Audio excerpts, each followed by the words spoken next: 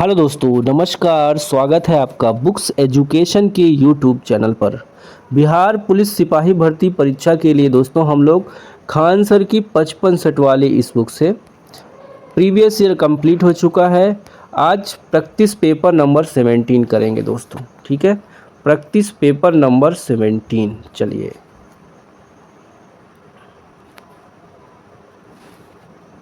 Practice paper number 17, चलिए। Question number 1 पे दोस्तों हम आते हैं। पहला प्रश्न देखिए सभी दोस्त, निम्न में से कौन सिंधु घाटी सभ्यता का एक बंदरगाह था? हड़प्पा था, कालीबंगा था, लोथल था या मोहनजोदड़ो था?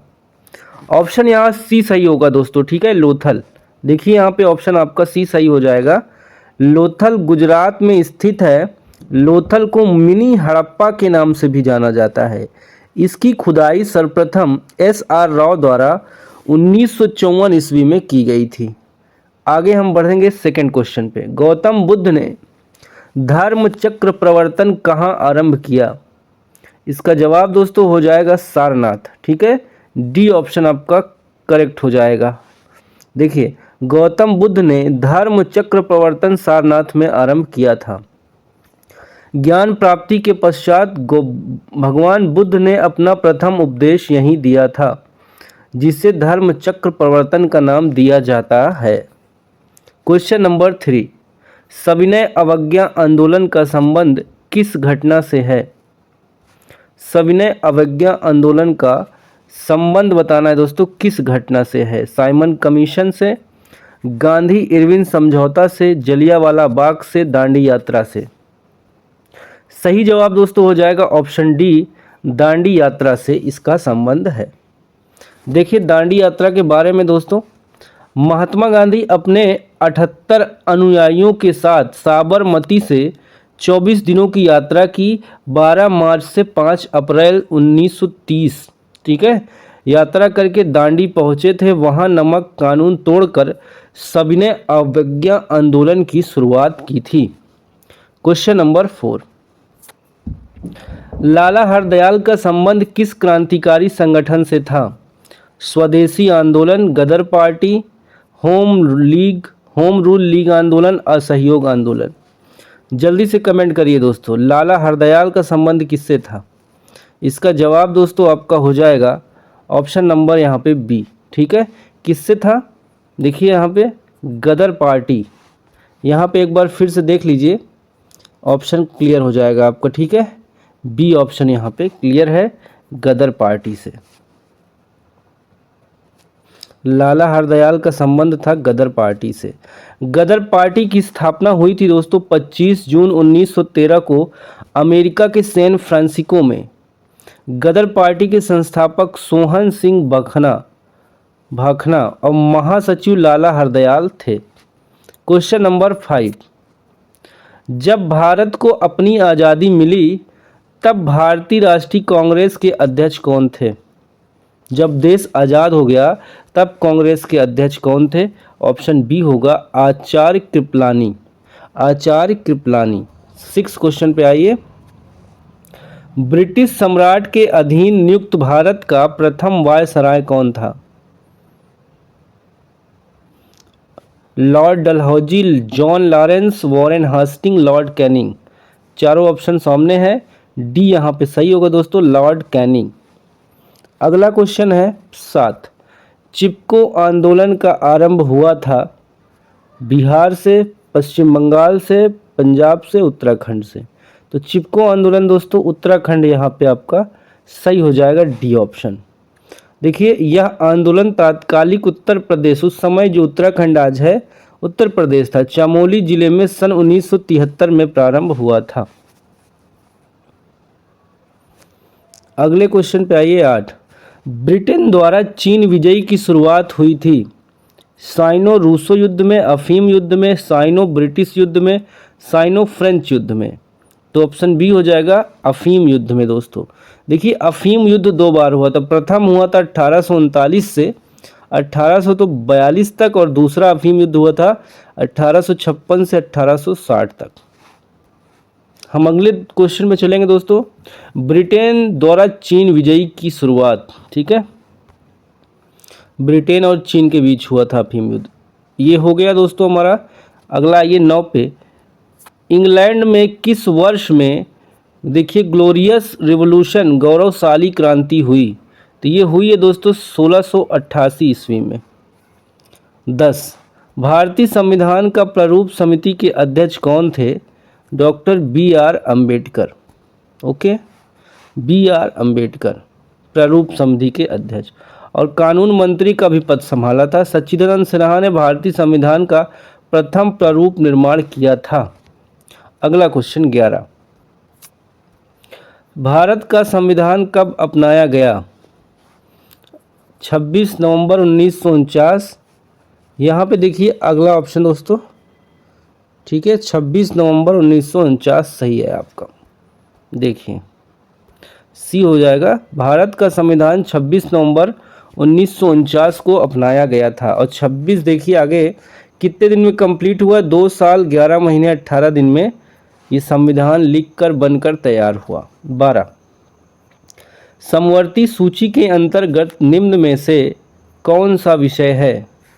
समवर्ती सूची के अंतर्गत कौन सा विषय है? अंतर्राज्यीय नदियाँ, ट्रेड यूनियन, नागरिकता, स्थानीय शासन। तो दोस्तों यहाँ पे आपका बी ऑप्शन सही हो जाएगा, ट्रेड यूनियन।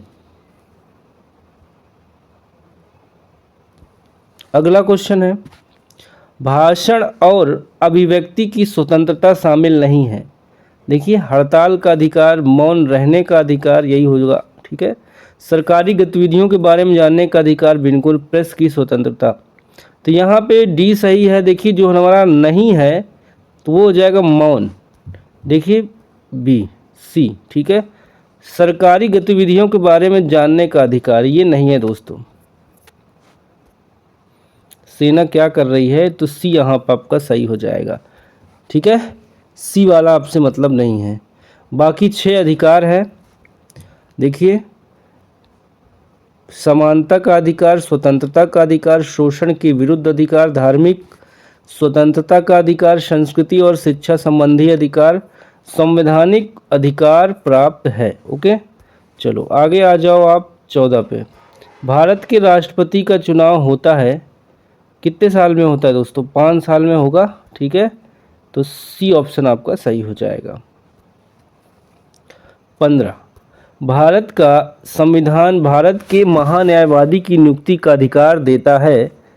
कौन देता है दोस्तों? महान्यायवादी को नियुक्ति राष्ट्रपति हो जाएगा, ठीक है। तो यहाँ पे देखिए दिया भी हुआ है, अनुच्छेद 76 के अनुसार भारत के महान्यायवादी की नियुक्ति राष्ट्रपति द्वारा की जाती है। 15 क्वेश्चन कंप्लीट हो गया दोस्तों। चलिए 16 नंबर पे सभी दोस्त आएंगे। देखिए निम्नलिखित में से कौन सी समिति चुनाव सुधार से संबंधित नहीं है? बताइए कौन सी समिति दोस्तों चुनाव संबंधित नहीं है? वाई के अलग समिति, ये चुनाव से संबंधित नहीं है। बाकी दिनेश गोस्वामी समिति, तारकुंडे समिति, इंद्रजीत गुप्ता समिति, ये सब दोस्तों चुनाव से संबंधित है। 17 है, महापौर निम्नलिखित में से किसका प्रमुख होता है? तो महापौर दोस्तों नगर निगम का प्रमुख होता है, ठीक है। बी ऑप्शन आपका करेक्ट हो जाएगा। ईवीएम का मतलब electronic voting machine, electronic voting machine, D option हो जाएगा। मशीन 1982 में पहली बार दोस्तों प्रयोग हुई थी। यह मशीन प्रथम बार केरल में उपयोग हुई थी। यह 1989 में पूरे भारत में प्रयोग में लाई गई। केंद्र सरकार में वर्तमान महिला एवं बाल विकास मंत्री कौन है? अभी करंट में, ये पहले का क्वेश्चन छप गया लगता है। पहले तो स्मृति ईरानी थी, अभी कौन है दोस्तों? कमेंट करके जल्दी से बताइए। 20, निम्नलिखित में से किसकी हमारे सौर मंडल के एक ग्रह के रूप में गणना नहीं होती है? किसकी गणना नहीं होती दोस्तों? प्लूटो की। ए ऑप्शन आपका सही हो जाएगा। 21, भूमध्य रेखा निम्न में से किस देश से गुजरती है? तो भूमध्य रेखा दोस्तों गुजरती है केनिया से। केनिया से गुजरती है। 13 देशों से होकर भूमध्य रेखा गुजरती है। देखिए भूमध्य रेखा क्या होती है, देखिए दोस्तों ये हमारा ग्लोब है, ये बीच से जो रेखा जाती है इसको भूमध्य रेखा बोलते हैं, और इस पे 23.5 अंश पे जो रेखा जाती है कर्क रेखा, नॉर्थ पोल, इधर साउथ पोल जो जाती है 23.5 अंश, इसको मकर रेखा बोलते हैं। ओके, चलो आगे आ जाओ सभी लोग।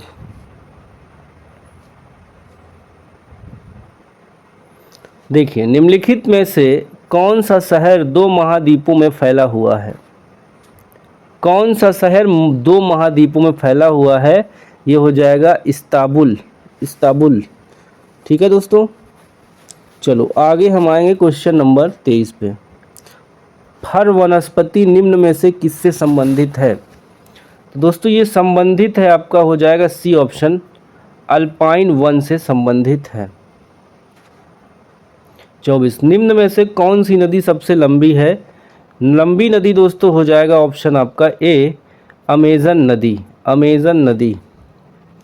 25 गंगा नदी सफाई कार्यक्रम के साथ सहयोग कर रहा है, ब्रिटेन, ऑस्ट्रेलिया, इटली या जर्मनी? तो गंगा की सफाई के लिए कौन सहयोग कर रहा है दोस्तों? जर्मनी सहयोग कर रहा है। मुर्गियों एवं अंडों का अत्यधिक उत्पादन होना क्या कहलाता है? कौन सी क्रांति कहलाएगा दोस्तों? रजत क्रांति कहलाएगा। यहाँ से क्वेश्चन बन सकता है। मांस और पोल्ट्री का अधिक उत्पादन गुलाबी क्रांति कहलाता है। उर्वरक के अधिक उत्पादन को भूरी क्रांति कहते हैं। आगे 27 निम्न में से कौन सा बागान फसल नहीं है?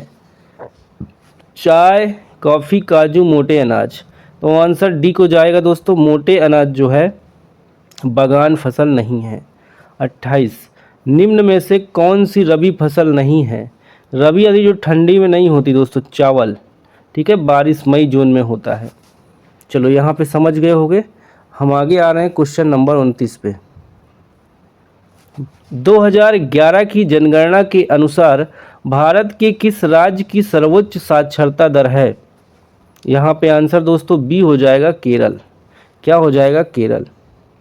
रॉबिन्स के अनुसार निम्न में से कौन केंद्रीय आर्थिक समस्याओं के लिए उत्तरदायी नहीं है? तो यहाँ पे आंसर आपका ए हो जाएगा दोस्तों। ठीक है, ए ऑप्शन हो जाएगा, असीमित आवश्यकताएं।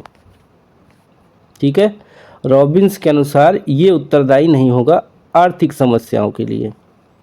अगला क्वेश्चन है 31 गृहस्थियों द्वारा खरीदी गई उपभोक्ता वस्तुओं और सेवाओं की औसत कीमत को मापने वाला एक सूचकांक है।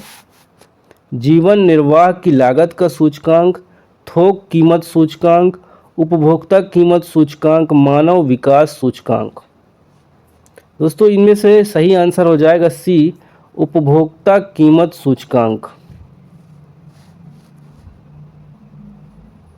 वर्ष 1887 में इलाहाबाद विश्वविद्यालय की स्थापना किसने की थी? यहाँ पे आंसर आपका सी होगा दोस्तों, सर विलियम मुर ने की थी। 33 निम्न में से किसने प्राकृतिक अधिकारों के सिद्धांत का प्रतिपादन किया है?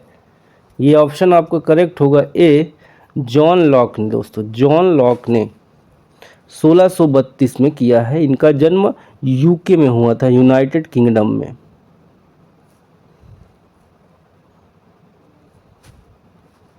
चलो 34 पे आ जाओ सभी लोग। देखिए निम्न में से कौन सी संधि यूरोप में साम्यवाद को रोकने के लिए बनाई गई है? दोस्तों यूरोप में साम्यवाद को रोकने के लिए बनाई गई है नाटो। ठीक है, नाटो बनाई गई, जिसकी स्थापना 4 अप्रैल 1949 को हुआ। इसका मुख्यालय ब्रुसेल्स में है। संगठन ने सामूहिक सुरक्षा की व्यवस्था बनाई, जिसके तहत सदस्य राज्य बाहरी हमले की स्थिति में सहयोग करने के लिए सहमत होंगे। ठीक है, अभी भारत पाकिस्तान का चल रहा है, हालांकि होगा कुछ नहीं, देखिएगा यूएनओ बाद में समझौता करा के शांत कर देगा। मीडिया में थोड़ा भौकाल मार रहे हैं इस्लामाबाद। ठीक है, चलिए उस पर डिस्कस नहीं करेंगे, जल्दी जल्दी करेंगे हम लोग। 35 राष्ट्रीय मतदाता दिवस भारत में हर साल कब मनाया जाता है? 25 जनवरी को दोस्तों हर साल मतदाता दिवस मनाया जाता है लोगों को जागरूक करने के लिए। 36 उत्तर प्रदेश में आयोजित देखिए काम्पिल मेला किस समुदाय से जुड़ा है? ये दोस्तों जुड़ा है, आपको बता दें, जैन से। ठीक है, जैन धर्म से ये समुदाय जुड़ा है। देखिए प्रत्येक महीने वर्ष के मार्च महीने में 5 दिनों तक लगता है ये मेला।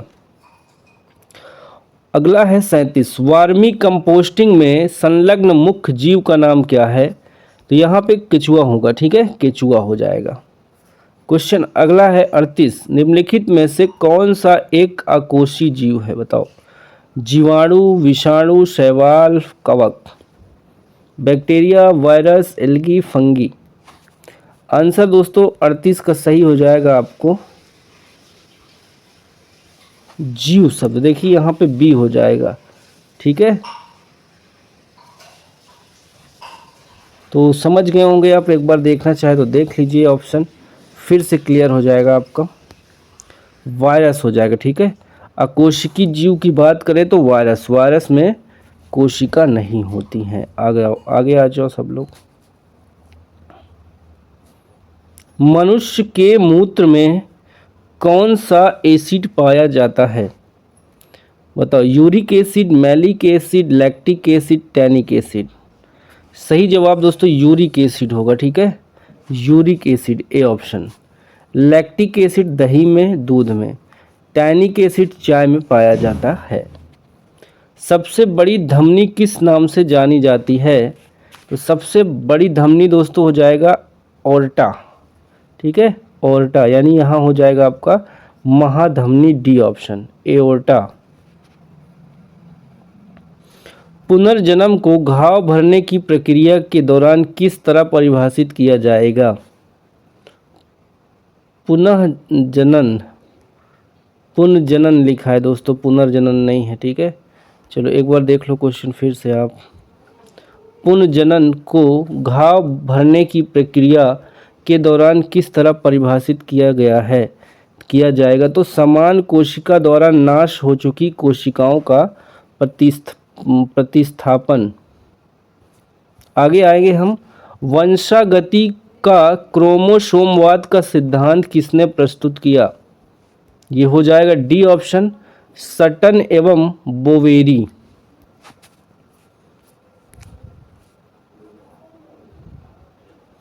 तिरालीस निम्न में से कौन सी दवा एक पीड़ाहारी है, यानी दर्द में काम आती है? तो नावलजीन एक दर्द निवारक दवा है दोस्तों। ये सिर दर्द, माइग्रेन, दांत दर्द में दवा दिया जाता है।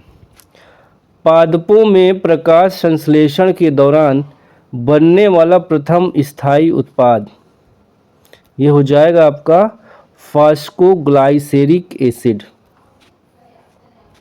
विटामिन B9 का रासायनिक नाम क्या है? इसका रासायनिक नाम दोस्तों हो जाएगा फॉलिक एसिड। 46 कौन सी गैस वायुमंडल के ओजोन स्तर को अपघटित करती है? ये अपघटित करती है दोस्तों क्लोरोफ्लोरोकार्बन। अगला क्वेश्चन, निम्न में से कौन सा मूल मात्रक नहीं है? कौन सा नहीं है दोस्तों? ओम हो जाएगा। ठीक है, ये मूल मात्रक नहीं है। 43 समीकरण V बराबर U प्लस AT जानकारी देता है। ये किस चीज़ की जानकारी देता है दोस्तों? वेग समय का एक कार्य है। बल का विमीय समीकरण क्या हो जाएगा? बल का विमीय समीकरण, देखिए इसका डायरेक्ट आंसर दिखाते हैं आपको। ये देखिए बल का फार्मूला होता है द्रव्यमान गुणे त्वरण, m इंटू ए, एम का m और a का LT-2, तो mL/T-2। किलोवाट की इकाई किसकी इकाई है दोस्तों? ये हो जाएगी ऊर्जा की इकाई। स्पष्ट प्रतिध्वनि तभी सुनी जा सकती है जब परावर्तन सतह की ध्वनि स्रोत से न्यूनतम दूरी हो। लगभग कितनी दूरी हो तो सुना जा सकता है? 17 मीटर।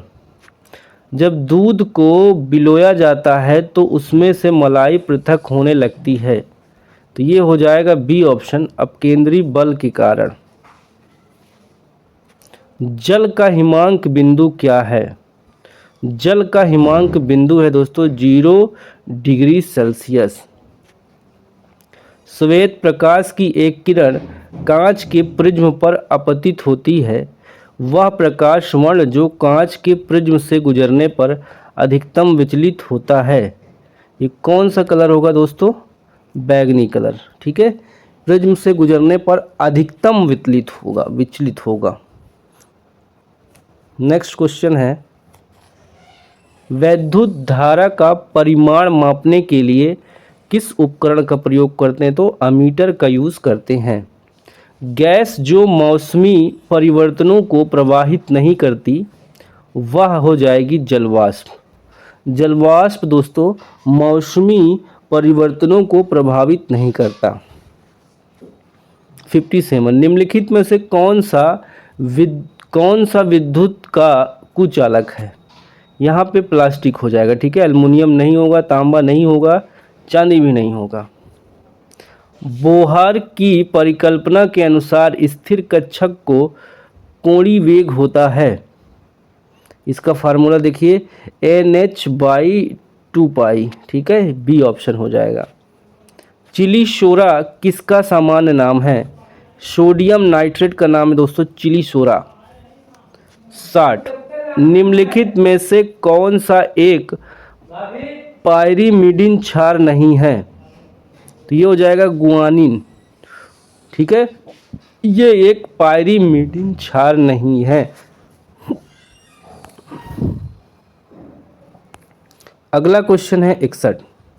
ईडिटा एक लिंगेड है कि हेक्सा डेंटेंट का। ठीक है, ये होता है एक लिंगेंड 206 बंधों के साथ एक केंद्रीय धातु परमाणु के साथ जुड़ता है, जिसका उदाहरण है EDTA यानी कि ethylene di amine tetra acetic acid. अगला है 62। निम्नलिखित में से कौन सा भौतिक परिवर्तन है? देखिए कोका कोला पेय में नमक डालने से गैस का निकलना, ये हो जाएगा भौतिक परिवर्तन। ओके, चलो अगले क्वेश्चन पे। निम्नलिखित अधातु तत्व में धात्विक चमक होती है आयोडीन में। 64 निम्नलिखित में से कौन एक गैर परंपरागत ऊर्जा का स्रोत है? ये हो जाएगा वायु, पवन। ठीक है, गैर परंपरागत ऊर्जा का स्रोत है।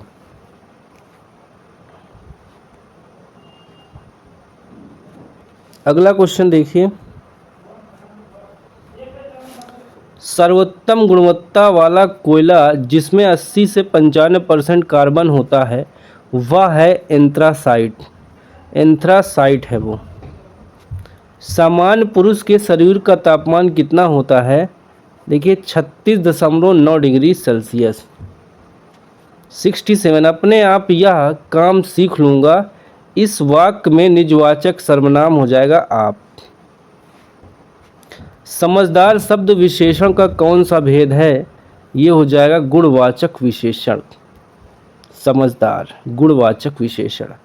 निम्नलिखित प्रश्न में 4 विकल्प में से सही विकार का चयन करें जो रेखांकित शब्दों का सही अव्यय का भेद है। आज दिन भर वर्षा होती रही, तो दिन भर शब्द हो जाएगा दोस्तों क्रिया विशेषण अव्यय।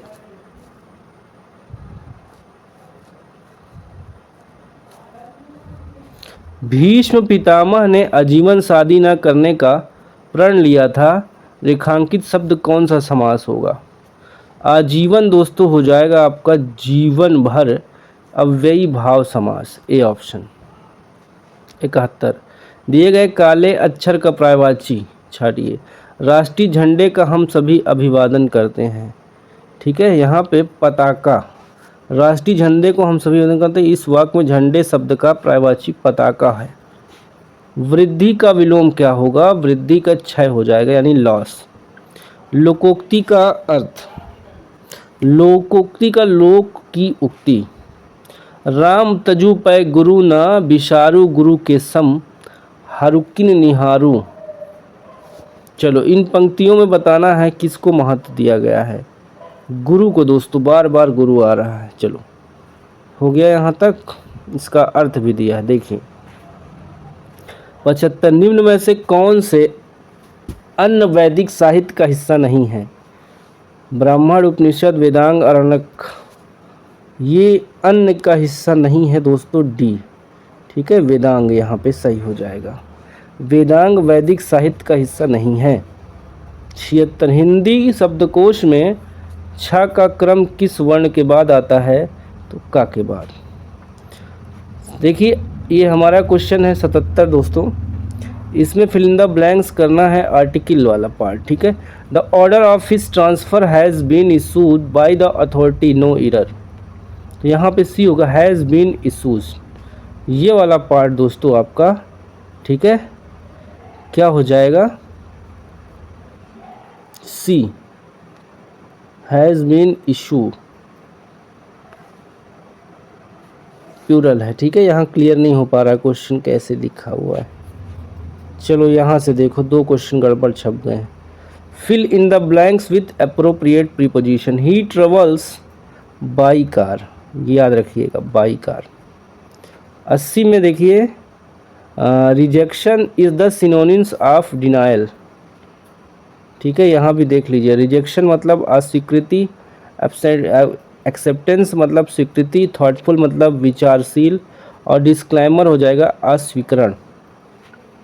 अगला है 81, फेबल का एंटोनिम्स बताना है, तो रियलिटी हो जाएगा। ट्रुथ मतलब सत्य, फिक्शन मतलब कल्पना, फैक्ट मतलब तथ्य, रियलिटी मतलब वास्तविकता। अगला देखिए, अंडरलाइन वाला पार्ट सही करना। ठीक है, it was discovered that young man was over head and years in love with her, ये हो जाएगा कंप्लीटली, हो जाएगा ए ऑप्शन।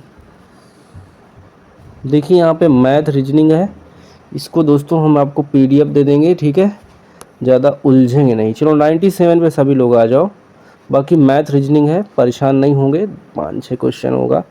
97, जनवरी 2024 में किस भारतीय व्यक्तित्व को फ्रांस के सर्वोच्च नागरिक पुरस्कार से सम्मानित किया गया है। शशि थरूर को दोस्तों। ठीक है, 98, जनवरी 2024 में किस भारतीय राज्य ने गुणवत्तापूर्ण शिक्षा को बढ़ावा देने के लिए मिशन दक्ष लॉन्च किया है। इसका जवाब दोस्तों हो जाएगा ए ऑप्शन, बिहार। ठीक है, बिहार ए ऑप्शन। जनवरी 2024 में किस भारतीय व्यक्तित्व को अंतर्राष्ट्रीय खेल व्यक्तित्व पुरस्कार 2023 से सम्मानित किया गया है, ये हो जाएगा पीवी सिंधु। 100, जनवरी 2024 में किस भारतीय व्यक्तित्व को अंतर्राष्ट्रीय ओलंपिक समिति IOC के ओलंपिक ऑर्डर से सम्मानित किया गया है, ये हो जाएगा नरेंद्र बत्रा को, नरेंद्र बत्रा। ठीक है, IOC का दोस्तों ओलंपिक ऑर्डर से सम्मानित किया गया है, जो खेल प्रशासन ने उनके योगदान को मान्यता दी है। तो दोस्तों ये 17 नंबर का सेट हमने कर लिया है खान सर का। फिर से मिलेंगे अगली क्लास में, तब तक के लिए बाय बाय, टेक केयर, जय हिंद, वंदे मातरम, नमस्कार।